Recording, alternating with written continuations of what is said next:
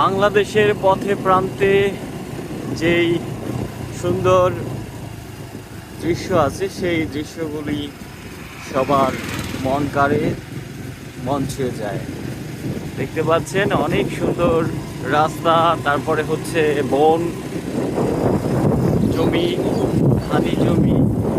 এখানে চারপাশে হচ্ছে সুন্দর পরিবেশ দেখতে পাচ্ছেন। যে রাস্তাটা আছে তার দুই পাশে সারিবদ্ধভাবে আকাশি গাছ, মেহগনি গাছ, বিভিন্ন কাঠ গাছ লাগানো আছে। সেই রাস্তা ধরে আমি সামনে যাচ্ছি আর দেখাচ্ছি আপনাদেরকে গ্রামীণ রাস্তার ভিউ, সৌন্দর্য। যারা দেশ ছেড়ে দেশের বাইরে আছেন তারা অবশ্যই এরকম গ্রামীণ দৃশ্য, গ্রামীণ রাস্তাঘাট সব কিছুই মিস করেন, সেটা আমি জানি।